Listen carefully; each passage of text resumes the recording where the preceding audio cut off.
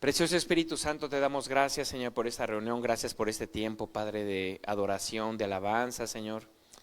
Precioso Dios, disponemos nuestro corazón para pedirte que seas tú hablando a nuestras vidas, Señor.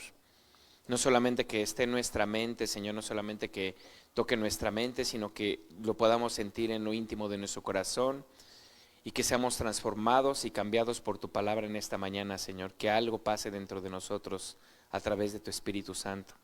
Precioso Espíritu Santo, eres bienvenido a este lugar y haz lo que tú quieras hacer con cada uno de nosotros, Señor. Disponemos todo lo que somos, Señor, para escuchar tu voz en esta hora, Señor. Quita toda distracción de nuestra mente y de nuestro corazón.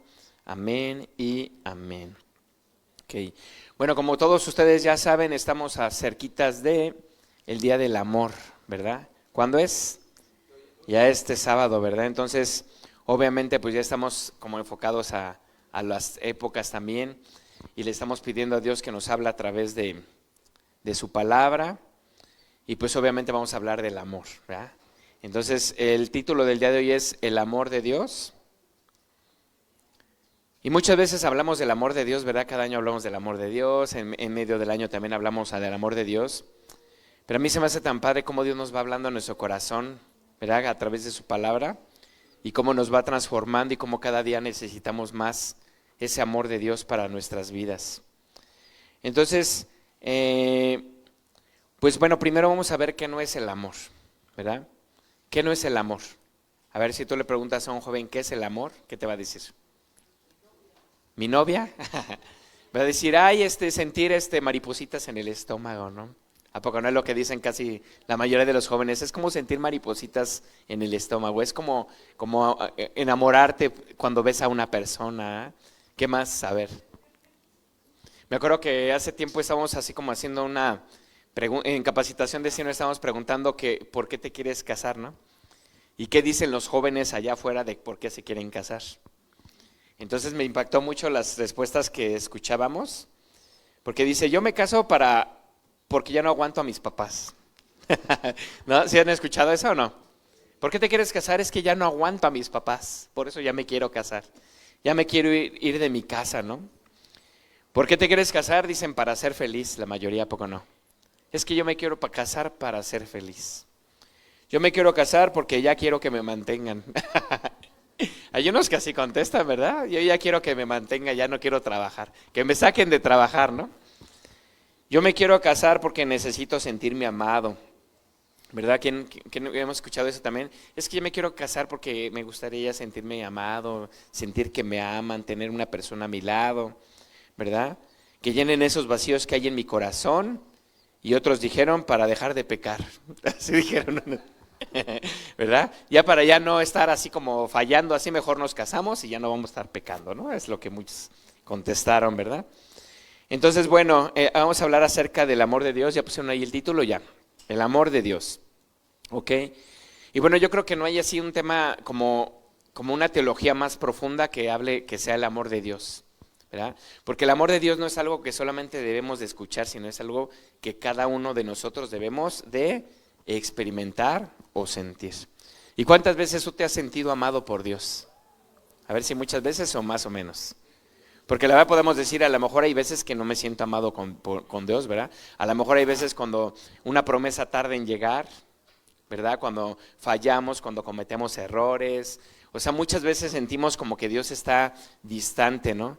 Dice por ahí, dice, yo siempre me siento amado por Dios. Qué bendición, porque eso es como nos deberíamos de sentir cada uno de nosotros.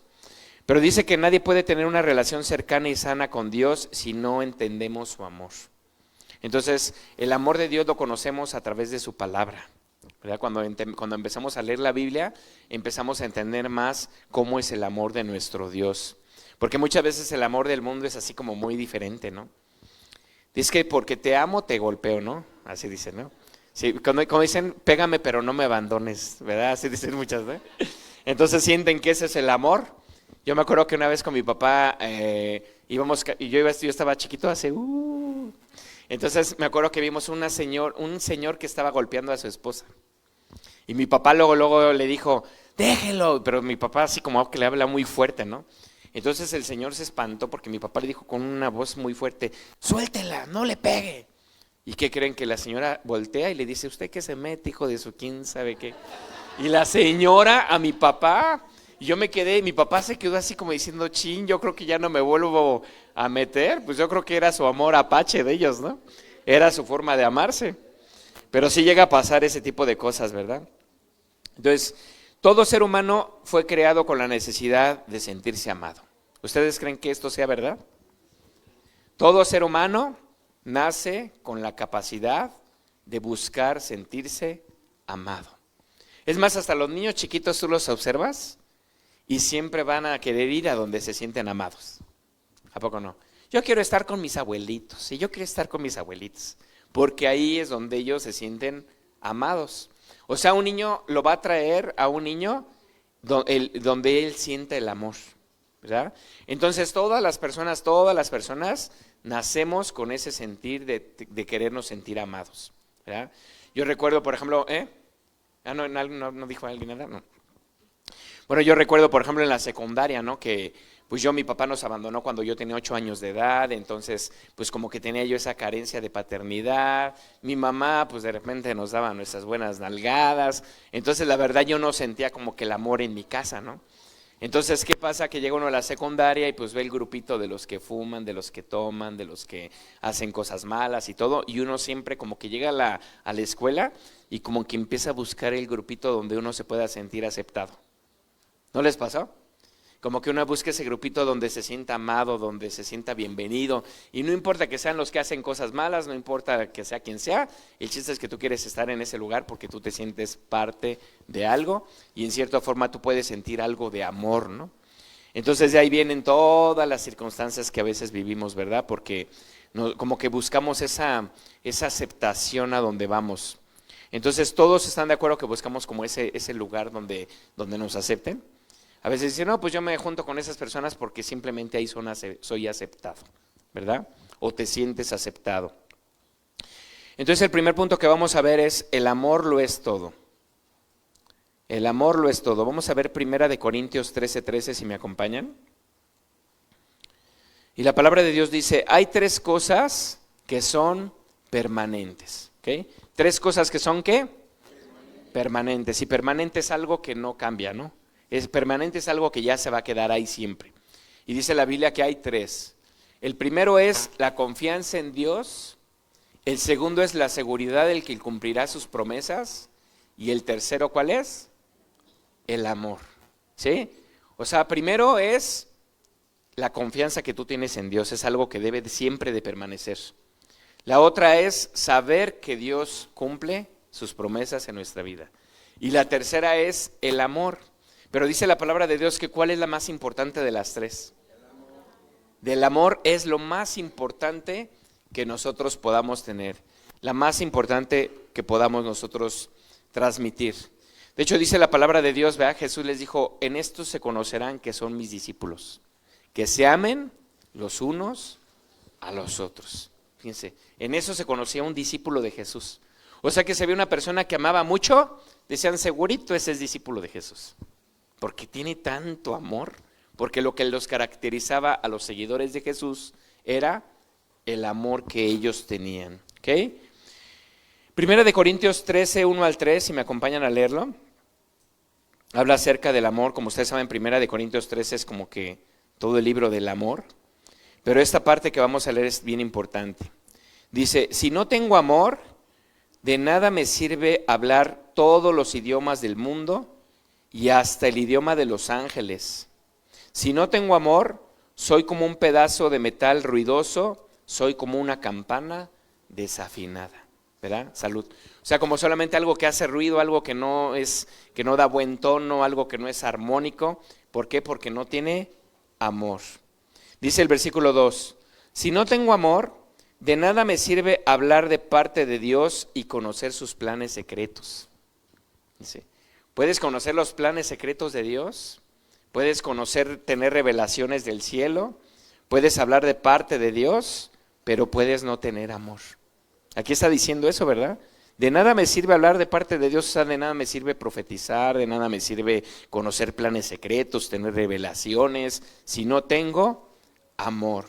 De nada me sirve que mi confianza en Dios me haga mover montañas. Fíjense, aún una persona sin amor puede tener tanta confianza en Dios que le haga mover montañas, que eso es la fe, ¿verdad? Puedes hacer muchas cosas, a lo mejor hasta Dios te puede usar para realizar algún milagro, hacer ciertas cosas, pero puede que no tengas amor. El tercero dice, si no tengo amor, de nada me sirve darles a los pobres todo lo que tengo. O sea, hay personas que podrían darle a los pobres todo lo que tienen sin amor. ¿Sí? ¿Verdad? Pueden dar y sin amor pueden dar con ciertas cosas o para sentir vanagloria o para sentir que ellos son muy buenos, no sé, pero la base de todo es el amor. De nada me sirve dedicarme en cuerpo y alma a ayudar a los demás si no tengo amor.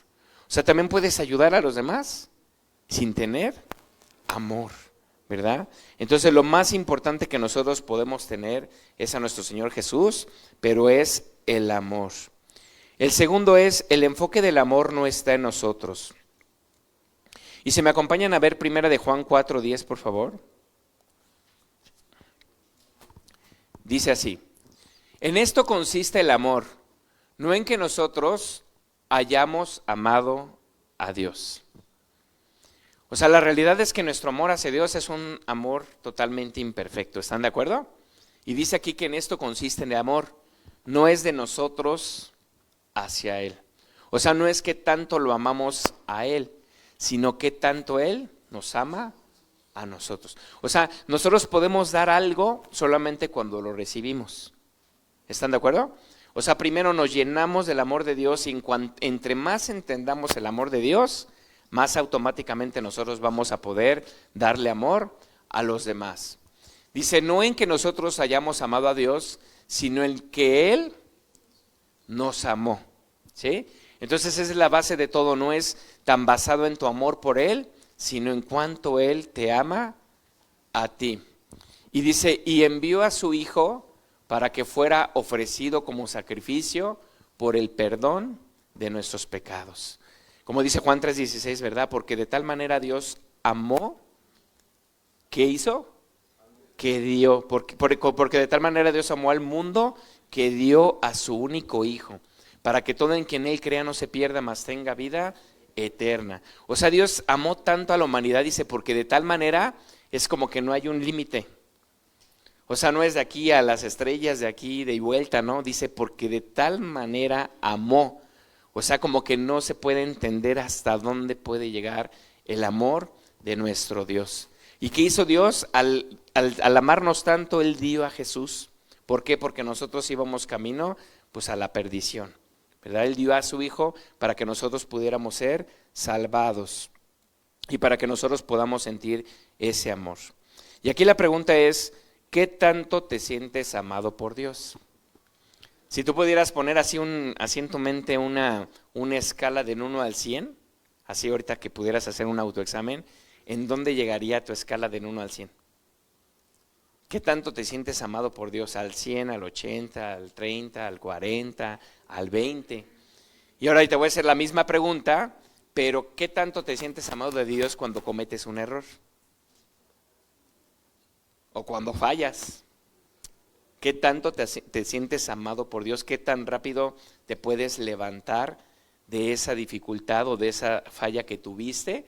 Porque hay personas que pueden tardar meses o personas que pueden tardar años, ¿verdad? Sintiéndose culpables, y eso es algo así como que algo que pasó hace años y no te deja, o sea, como que quisieras acercarte a Dios, pero hay algo como que sientes que tu relación está fracturada con Dios, ¿verdad? Pero cuando nosotros conocemos el amor de nuestro Dios, ¿qué crees? Que es algo que dices, es que el amor de Dios es más grande aún de lo que yo pueda experimentar o de las fallas que yo pudiera tener.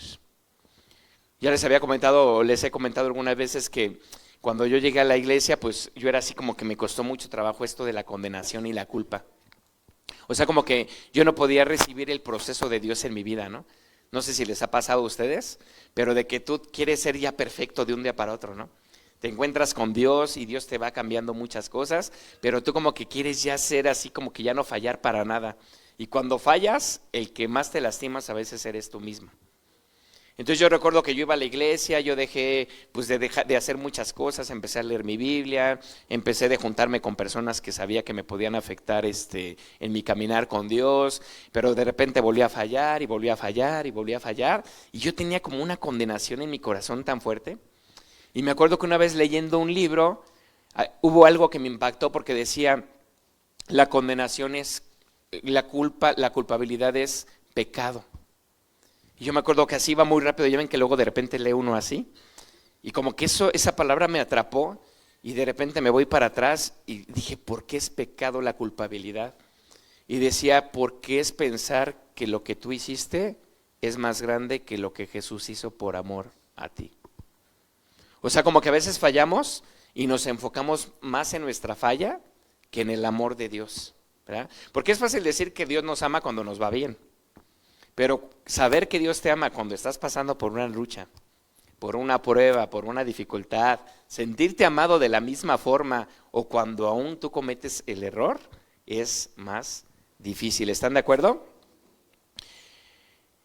¿Cómo sería tu vida si vivieras de acuerdo con esta verdad de que Dios te ama? A ver, ¿cómo sería tu vida? Alegre, ¿verdad? ¿Cómo sería la vida de un jovencito que desde niño se siente amado por sus padres, por su familia? ¿Qué podría haber en ese niño? Seguridad, identidad. Ese niño puede conquistar grandes cosas porque desde chiquito lo afirmaron, desde chiquito le dijeron, tú puedes, tú vas a llegar lejos, ¿verdad? Y se siente amado por sus padres, se siente en una protección y sabe que en el momento que se case va a cambiar de familia, pero siempre va a tener ese refugio en su hogar. No es como los que dicen, ya me caso porque ya no aguanto a mis papás, ¿verdad?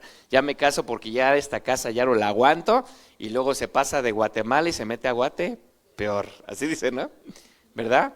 Entonces, ¿cómo sería la vida de ese niño amado, verdad? Seguro, pleno. Ahora, ¿cómo sería la vida de un jovencito que no siente amor desde niño?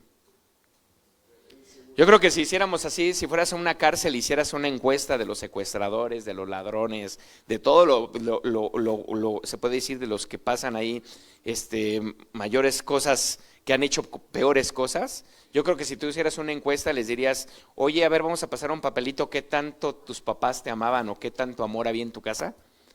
Yo creo que la mayoría, yo creo que te van a decir, no sé ni qué es eso del amor. Y muchos de nosotros no lo vivimos, ¿verdad? Pero cuando tú llegas a la palabra de Dios y empiezas a ver el amor de Dios, como que algo se empieza a despertar en tu corazón y es lo que te ayuda a cambiar. Dice, el amor de Dios no tiene límites. Eso es algo que escribió el rey David que a mí me encanta. Salmo 36:5 dice, Dios mío, tu amor es tan grande que llega hasta el cielo, tan grande es tu bondad que llega hasta las nubes. Y eso es algo padrísimo del amor, porque nadie de nosotros vamos a experimentar el amor de Dios en plenitud. O sea, todo el tiempo, mientras que tú avanzas con Dios, mientras que vas de su mano, vas experimentando cada vez más su amor. A mí me encantó lo que creo que ya les había compartido la semana pasada en Colombia, cuando hablaron acerca de Abraham. Hablaron de que Abraham, Dios recibió una promesa de Dios que iba a tener a su hijo, y dice que Abraham buscó a Dios para que cumpliera la promesa. Y estuvo caminando con Dios durante 30 años en lo que Dios cumplía la promesa que era tener un hijo.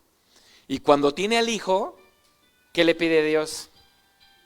Le dice, ahora dame a tu hijo, ¿verdad? Y Abraham fue y ofreció a su hijo. Porque dice que, si quieren ahorita contestamos, díganles que no estoy, ¿eh? Dice que se enamoró más de Dios caminando con él que de la promesa que Dios le había dado.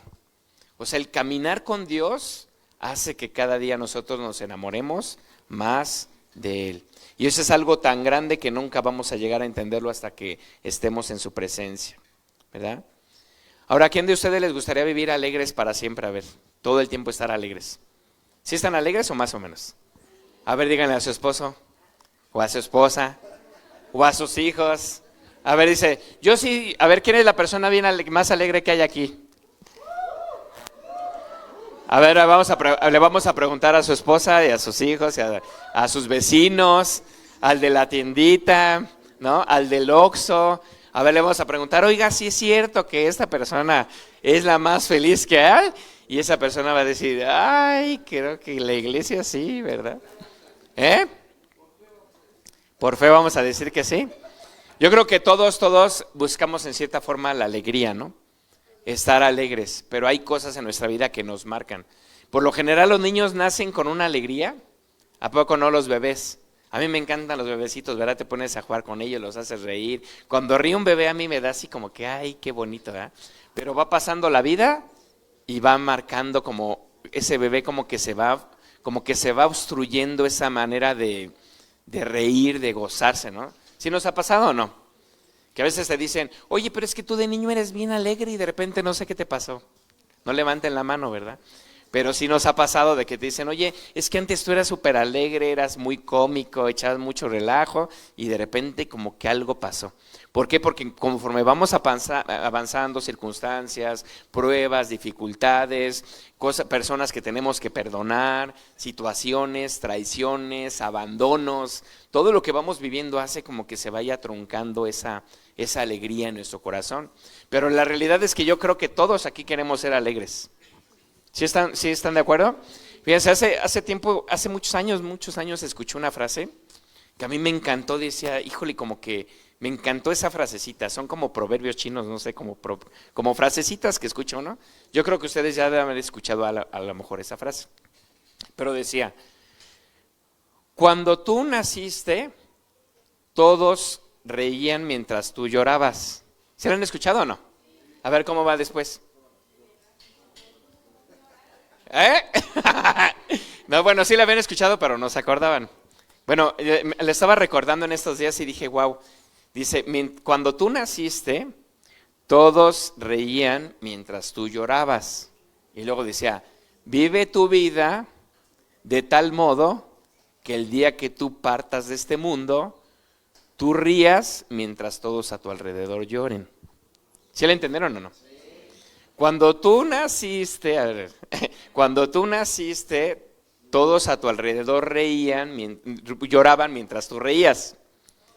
¿Al revés? Ay, ya los ando confundiendo, a ver. Bueno, o sea, a ver, sí le entendimos. Cuando tú naciste, todos a tu alrededor reían mientras tú llorabas.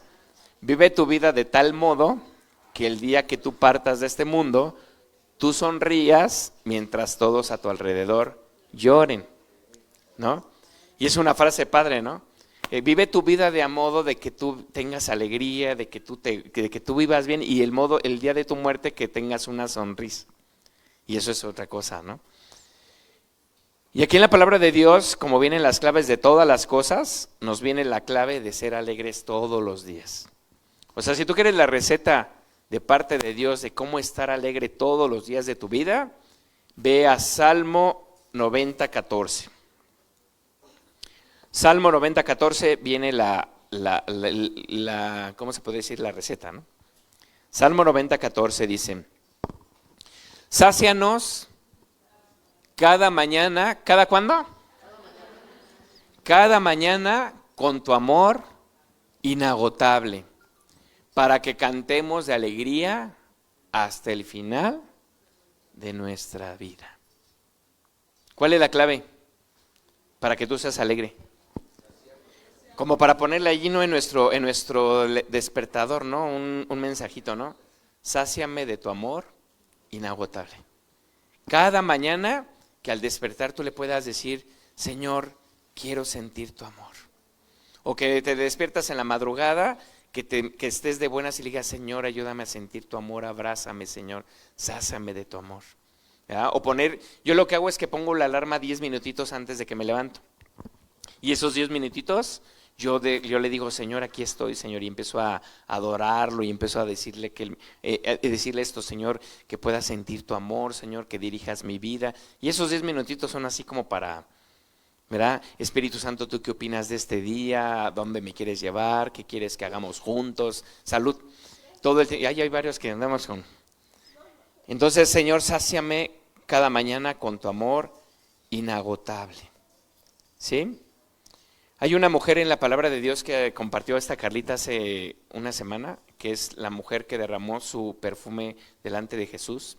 Y si ustedes recuerdan, Jesús iba a ir a la sepultura y llegó una mujer y derramó un frasco de muy costoso delante de Jesús, ¿se acuerdan? Pero aquí lo interesante es que, bueno, parte de lo interesante es cómo los discípulos le dijeron: Jesús, esta mujer es una mujer pecadora. ¿Cómo crees que vas a dejar que esta mujer derrame su perfume delante de ti si es pecadora, si la conocieras, Jesús? ¿Y se acuerdan qué le contestó Jesús? Es una frase bien padre que dice Lucas 4:47. Fíjense lo que lo contestó Jesús a los discípulos, porque ellos criticaban a esta mujer.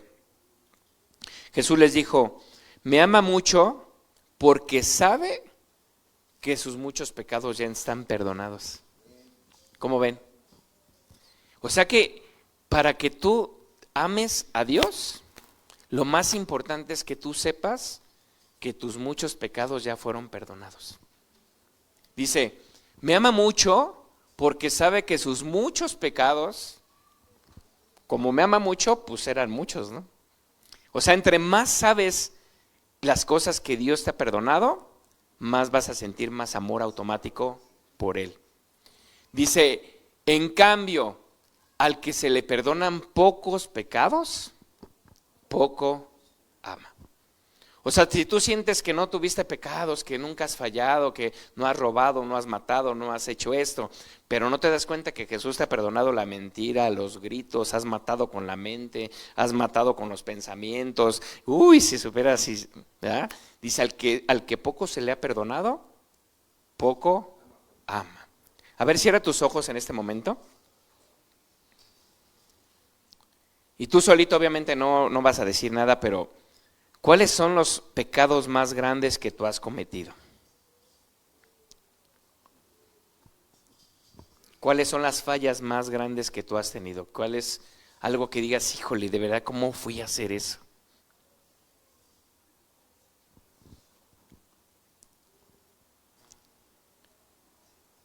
Ahora quiero que imagines ahí mismo a Jesús en la cruz del Calvario, diciéndote: yo te perdono. Yo te he perdonado todos tus pecados.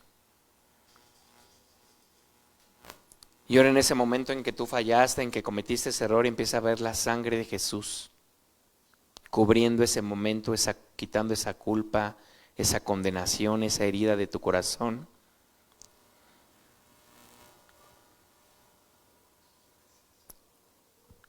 Y empezar a darle gracias a Dios. Dile: gracias, Jesús, porque tú en la cruz perdonaste todos mis pecados. Abre los ojos. Ahora llamas más a Dios. Abriste los ojos amando un poquito más a Dios. ¿Cómo ves? Y ese pecado que ya hiciste, ya.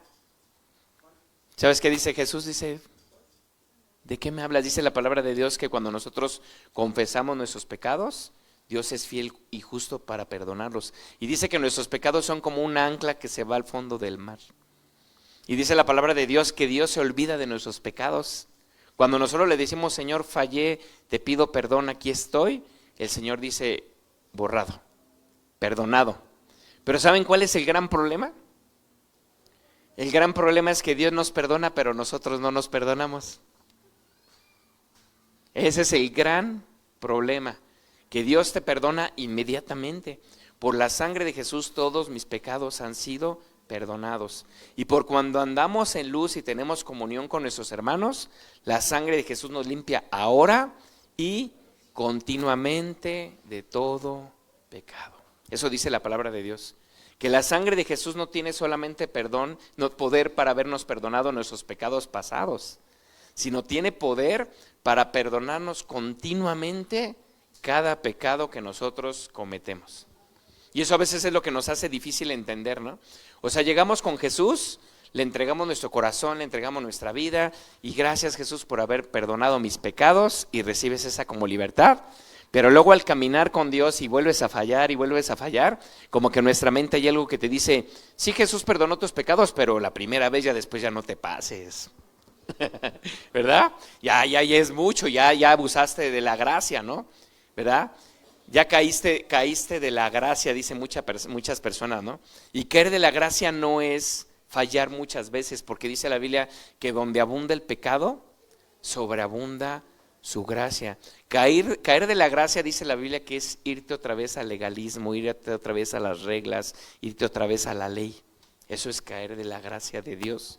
Porque donde abunda el pecado, sobreabunda la gracia. Pero obviamente no vamos a estar peque y peque para que sobreabunde, ¿están de acuerdo?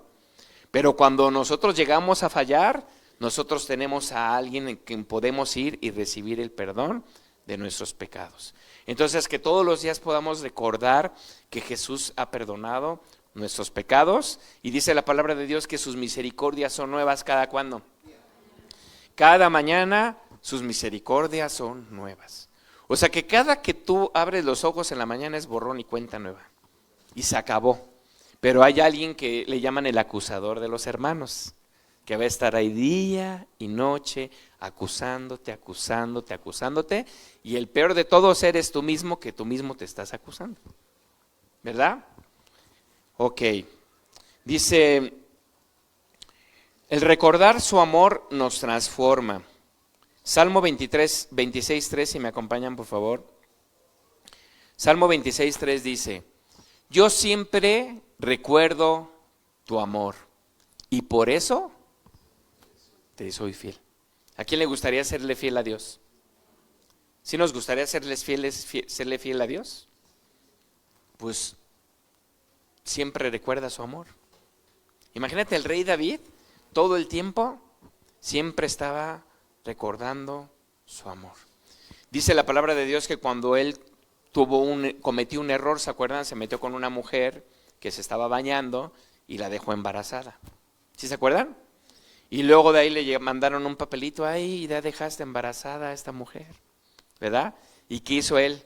Dice, chin, ahora lo que voy a hacer es que voy a traer a su esposo de la guerra, a Urías Eteo, ¿se acuerdan?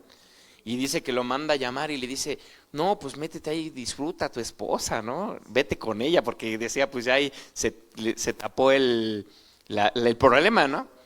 Entonces de ahí este cuate era tan fiel que dice, mi rey, ¿cómo yo voy a tener intimidad con mi esposa siendo que estamos en guerra, están todos peleando, están muriendo en batalla? No, rey, ¿no? Y dice que todavía le invitó lo puso borracho y se quedó afuera del palacio y no quiso ir a su casa, no quiso tener intimidad con su esposa. Pero de repente ya pasó todo esto, bueno, le dijo a Joab, su capitán, ¿verdad? Le dijo, ¿sabes qué?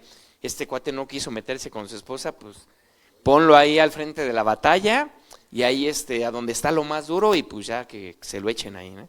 Entonces ya le manda a Joab la carta, no, pues ya Urías fue muerto en batalla y aquí no pasó nada, ¿no? Como dice el papá de Javi, no me dieron de comer, nada, aquí no pasó nada, ¿verdad? Pero de repente Dios le manda a un profeta, ¿verdad? Natán, y le dice, rey, hay una persona que tiene muchas ovejitas, y se agarró a una ovejita de uno que nada más tenía una ovejita, se la agarró y se la llevó, y le dice, no, ese tiene que morir, le dijo, ¿verdad? Y le dijo, ¿qué crees, rey? ¿Qué eres tú? Ahí lo confrontó a David, ¿verdad? Pero aquí lo interesante es que Dios dijo, bueno, eso estuvo mal y tiene que haber una consecuencia. Entonces le dijo que ese hijo iba a morir, ¿se acuerdan? Y lo interesante es cómo David dice que se vistió de luto, bueno, estaba de cenizas, estaba triste, buscaba a Dios para que le salvara la vida al hijo y estaba pues en total depresión, ¿verdad? Pero llega un momento en donde él dice que cuando le dan la noticia de que el hijo murió, inmediatamente se levantó. Y dice que se vistió, se bañó, fue a comer y que todos se sorprendieron porque dijeron, si había estado así durante todo ese tiempo y el hijo estaba vivo, ahora cuánto más le va a pasar si se entera que murió, ¿verdad? Entonces aquí lo que me impacta es cómo David se pudo levantar tan rápido de esa situación porque él entendía el amor de Dios. Porque aquí la palabra dice en el Salmos que escribió el rey David, yo siempre recuerdo tu amor y por eso te soy fiel. Entonces la mejor forma de serle fiel a Dios siempre va a ser recordando su amor. Si tú estás a punto de hacer algo que no debes de hacer, recuerda el amor de Dios y te va a costar mucho trabajo y no lo vas a hacer. Si estás a punto de andar con otra mujer que no es tu esposa, recuerda cuánto te ama Dios, ¿verdad? Si estás a punto de meterle algo a tu cuerpo que sabes que lo va a dañar, recuerda cuánto te ama el Señor, ¿verdad? Entonces por eso le podemos ser fieles. Mateo 27:43, si me acompañan, dice: dijo que confiaba en Dios y que era el Hijo de Dios, pero si en verdad Dios lo ama, que lo salve ahora. ¿Sí se acuerdan que un soldado dijo eso de Jesús? Dijo que Él era de Dios, que Él era el Hijo de Dios. Si en verdad Dios lo ama, que lo salve ahora. ¿Y saben qué es lo que pasa? Que el enemigo siempre va a poner en tela de juicio el amor de Dios. ¿Sí hemos escuchado esa vocecita o no? Si Dios te ama, ¿por qué te está yendo como te ha estado yendo ahora? Si en verdad Dios te ama, ¿por qué tu matrimonio está así? Si en verdad Dios te ama, ¿por qué tus hijos se están rebelando? Si en verdad Dios te ama, ¿por qué te detectaron esa enfermedad? Si en verdad Dios te ama, ¿por qué te está yendo mal en la escuela? ¿No? Si en verdad Dios te ama, ¿por qué no te ha cumplido las promesas que te ha hecho? Y esa vocecita siempre el enemigo va a estar poniendo en tela de juicio. Cuando Jesús fue bautizado, se escuchó una voz en el cielo que decía, ¿qué decía? Este es mi Hijo amado, en quien yo me complazco, en el que tengo complacencia. ¿Y saben qué es lo que está bien interesante de esto? Que Jesús no había hecho nada. O sea, Jesús era el principio de su ministerio. Jesús no había levantado, no había resucitado muertos. Jesús no había sanado enfermos. Jesús no había hecho un ministerio. Jesús no había hecho discípulos. Jesús no había hecho nada. Y escuchó la voz de Dios. O sea, fíjense, le escuchó no al final. Le escuchó al principio porque Dios sabía lo que él iba a atravesar. O sea, Jesús dice que fue lleno. En el bautismo escuchó la voz que decía, tú eres mi Hijo amado en quien yo me complazco, y dice que vino el Espíritu Santo y que el Espíritu Santo lo llevó al desierto y fue tentado por el enemigo. Entonces, ¿qué hizo Dios al decirle que era amado? Antes de mandarlo al desierto, empoderarlo. O sea, para que Jesús pudiera vencer las tentaciones del desierto, primero tenía que sentirse amado. Para que tú puedas vencer las tentaciones de este mundo, primero te tienes que sentir amado. ¿Y saben qué es lo interesante? Que cuando el diablo tentó a Jesús, le dijo, si eres hijo de Dios, dile a estas piedras, si eres hijo de Dios, aviéntate del pinar. Si eres hijo de Dios, pero nunca le dijo si eres hijo amado de Dios.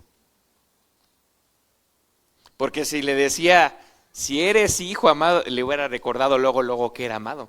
Entonces el enemigo no le quiso decir si eres hijo amado, porque él sabía que era amado, pero fue la forma en la que, y le empezó a meter, y así es como a nosotros nos ataca el enemigo. Si eres hijo de Dios, ¿por qué te va como te va? ¿Por qué llevas un año así?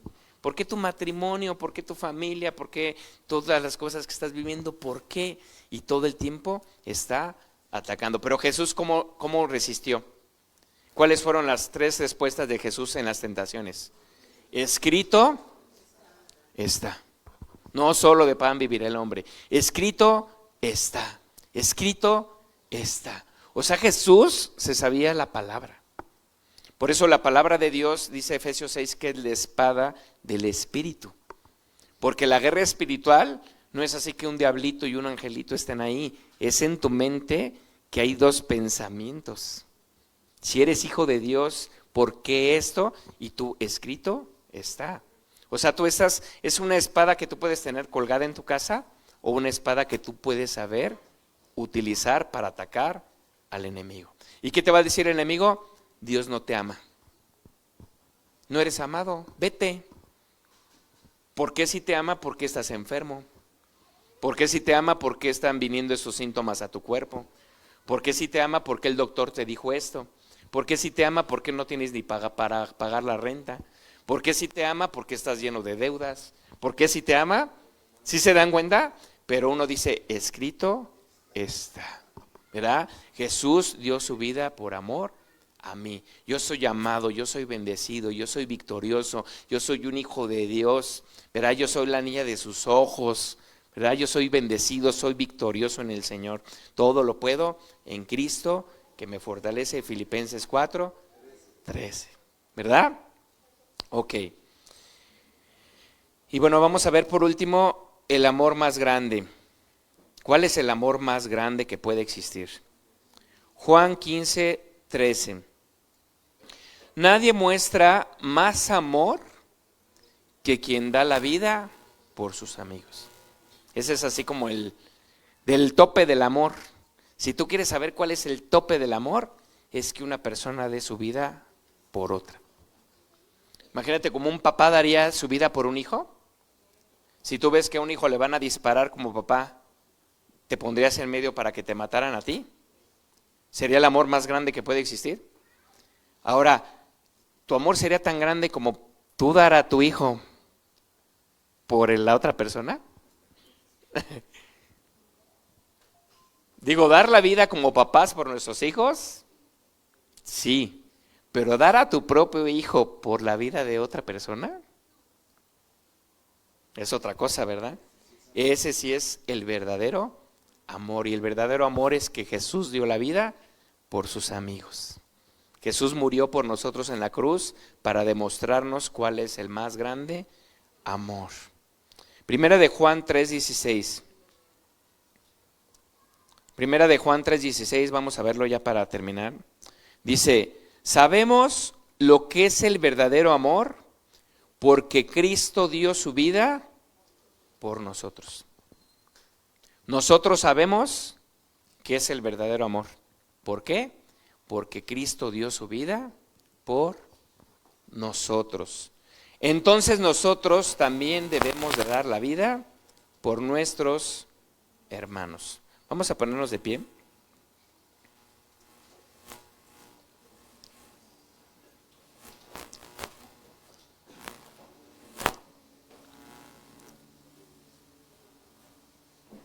Cierra tus ojos para no distraerte. Y a lo mejor tú nunca habías escuchado este mensaje. A lo mejor tú no sabías lo que era el verdadero amor.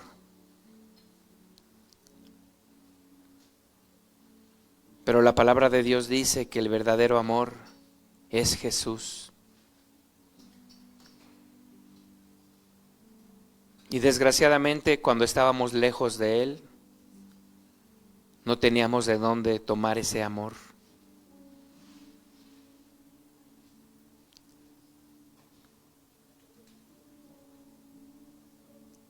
Y si tú puedes ver ahí con tus ojos cerrados a Jesús,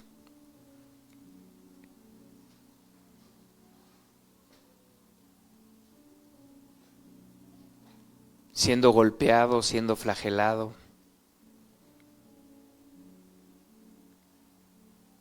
dice la palabra de Dios que su barba fue arrancada,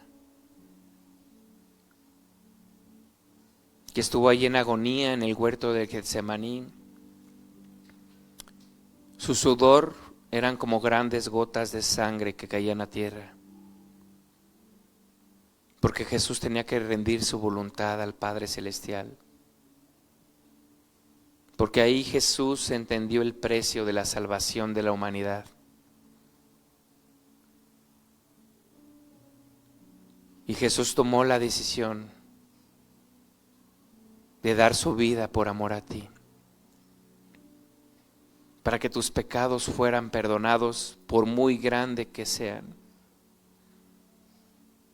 para llevarse toda culpa, toda condenación, todo lo que te acusaba.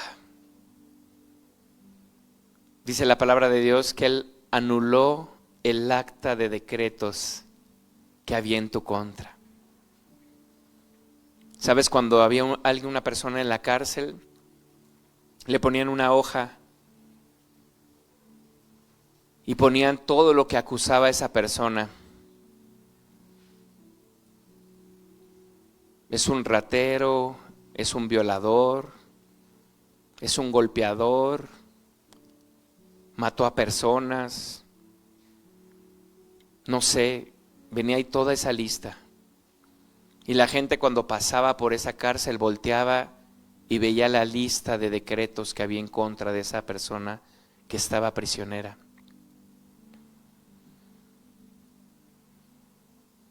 Y dice la palabra de Dios que Jesús tomó el acta de decretos y la destruyó para que ya no hubiera nada ni nadie que te acuse.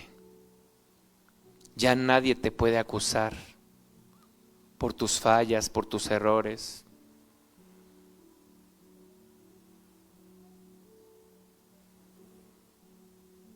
Imagina a Jesús en esa cruz. Imagina siendo latigado su espalda. Dice su palabra que recibió 40 azotes menos uno. 39 azotes. Y dicen los estudiosos que eran unos como huesos que al retirarlos de la piel le desgarraban. Por eso dice la Biblia en Isaías que no tenía figura humana. Por eso dice en Isaías que molido fue por nuestros pecados. Su espalda era como carne molida y esa sangre brotaba.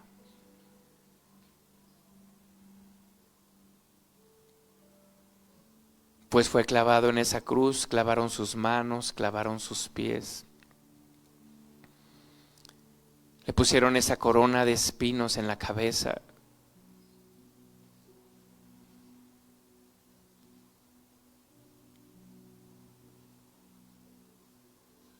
Y Jesús dijo, pagado está, consumado es, fueron las últimas palabras de Jesús. Yo he pagado para que tú puedas vivir en victoria, para que tú vivas en libertad, para que seas libre de ataduras, de vicios, de complejos, de depresión, de tristeza. Jesús pagó el precio más alto que se puede pagar y fue su sangre.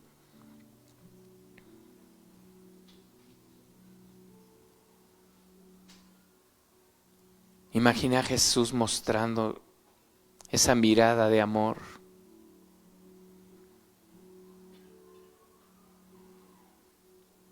Antes de que le metieran esa lanza en su costado, dice la palabra que cuando le metieron esa lanza brotó agua con sangre.